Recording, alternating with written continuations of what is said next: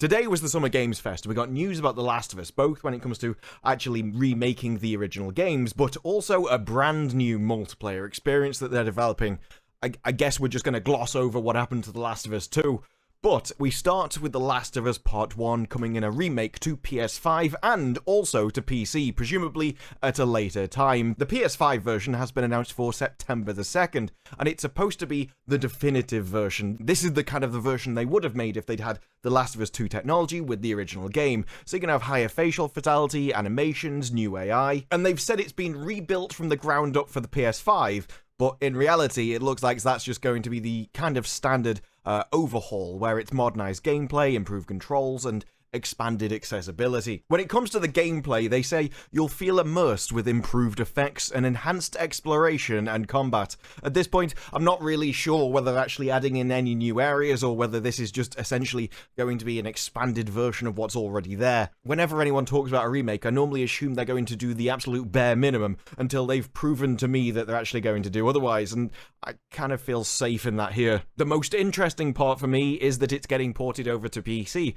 but I'd also say that, hey, if you're that confident with The Last of Us and moving on to PC, why don't you do a remake of The Last of Us 2? You know, that game that you said was a massive success and went down really well. Yeah, why don't you do a remake of that, put that on PC, and then we can just see how popular it really is with the actual statistics that we can get from platforms like Steam. Hey, if it was such a big major success, you'd surely be happy to just put your money where your mouth is. But that's not all we get with The Last of Us 2, because we're also getting a standalone multiplayer game set in San Francisco. Now, they do say it's as big as any of our single player games, but I'm not really sure what that means in this kind of situation. When it comes to a multiplayer, it's the replayability that gives it its hours, so they release a few maps and then it's just the PvP which makes it entertaining. So I'm not even sure how you would compare a multiplayer game to a single player when it comes to size. So it's going to be interesting whether they just mean like the size of the map and it turns out to be more of a BR style, as there have been rumors of something similar to that in the past. They do say that the multiplayer game will have its own story and it will be delivered in a very unique way. Now, personally, when it comes to multiplayer, I have to say the plot isn't really something I even consider.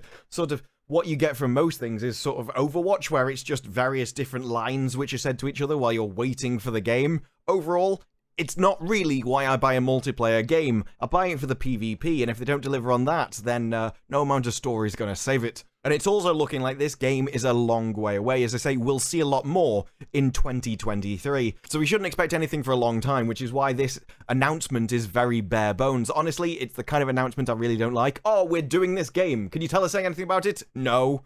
Right.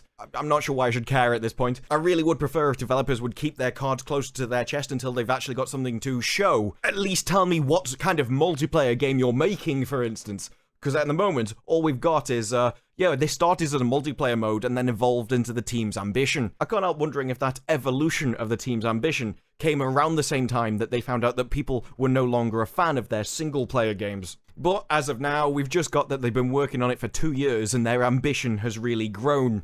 I think we've all learned when it comes to Naughty Dog, words don't really mean much. You've really got to judge the product on how it actually turns out. And so for that, I'm going to reserve judgment until we actually get more details along in 2023. But those are my thoughts. What are yours? Let me know down in the comments below. Like the video if you like the video. Subscribe, more videos like this in the future, and I will see you in the next one. Bye-bye.